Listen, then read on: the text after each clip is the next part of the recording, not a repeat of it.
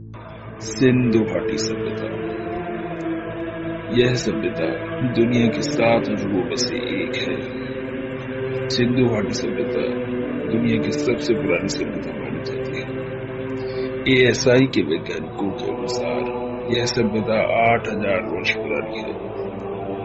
यानी यह सभ्यता मिस्र और मेसोपोटामिया की सभ्यताओं से भी ज्यादा पुरानी है। आज हम सिंधु घाटी सभ्यता से संबंधित कुछ महत्वपूर्ण बातों को जानेंगे। सिंधु घाटी सभ्यता। इस सभ्यता को सिंधु घाटी सभ्यता का नाम इसलिए दिया गया क्योंकि यह सभ्यता सिंधु नदी की घाटी पर फैली हुई थी। यह इलाका उपजाऊ था। हड़प्पा वासी यहाँ पर खेती किया करते थे।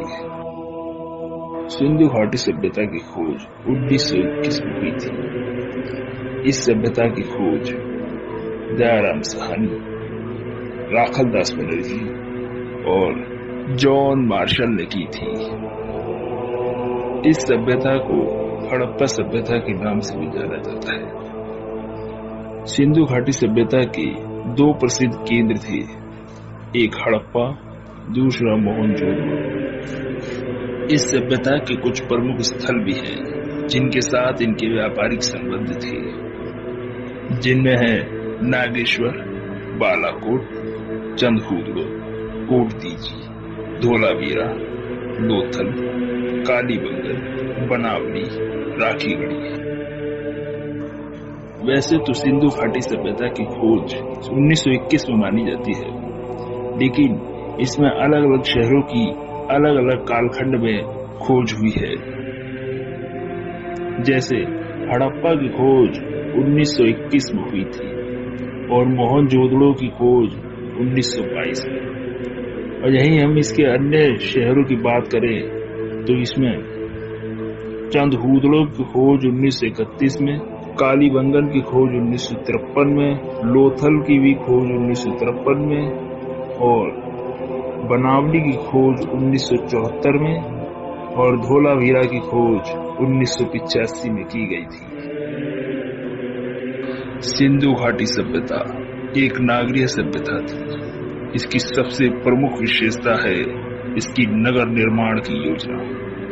हड़प्पा सभ्यता की बस्तियां 2 भागों में बटी हुई थी, दुर्ग तथा निचला शहर। निचला शहर आवासीय भवनों के उदाहरण प्रस्तुत करता था तथा दुर्ग पर बनी संरचनाओं का प्रयोग संभवतः विशिष्ट सार्वजनिक प्रयोजनों के लिए किया जाता था। हड़प्पा सभ्यता की जल निकास की परियोजना भी काफी अद्भुत थी।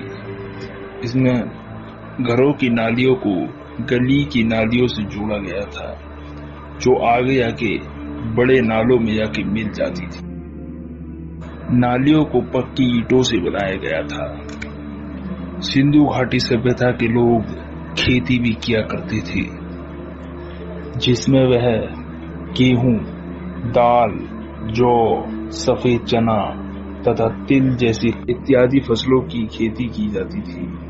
सिंधु घाटी सभ्यता में भेड़, बकरी, भैंस, सूअर जैसे जानवरों के अस्तित्व का भी अनुमान लगाया जाता है।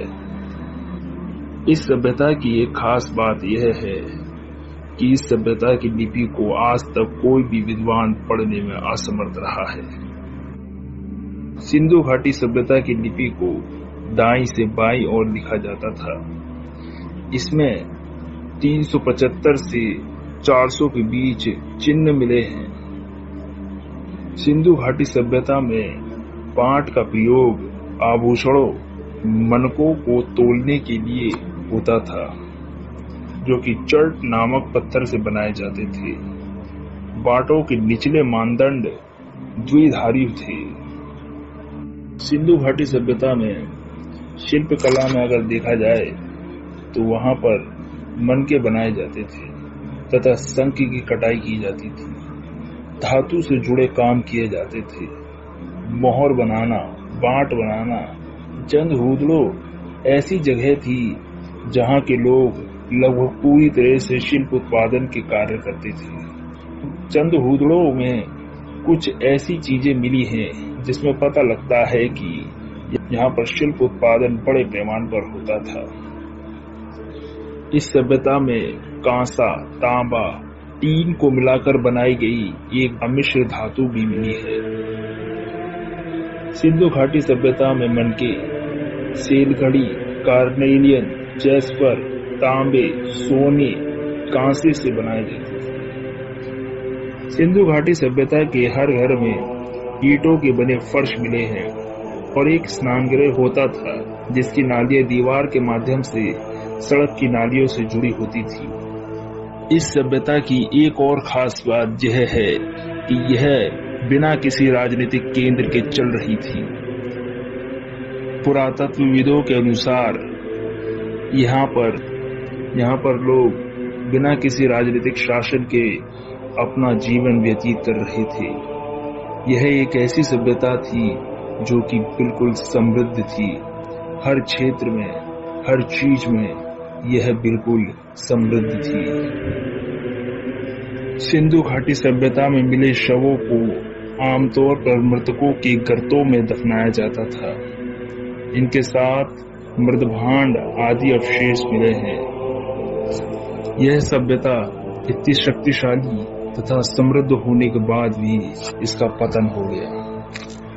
कुछ विद्वान सिंधु घाटी सभ्यता के पतन का कारण जलवायु परिवर्तन तथा प्राकृतिक आपदा, भूकंप, अकाल, महामारी, भारी आक्रमण, वनों की कटाई, नदियों का सूखना, नदी के मार्ग बदल जाना, बाढ़ आना, इन सब चीजों को मानते हैं। लेकिन कोई भी विद्वान यह स्पष्ट रूप से अभी तक यह नहीं कह पाया है कि इस सभ्यता के आखिर पतन का कोई एक स्पष्ट कारण क्या था। इस वीडियो में बस इतना ही। उम्मीद है कि आपको जानकारी पसंद आई होगी। धन्यवाद।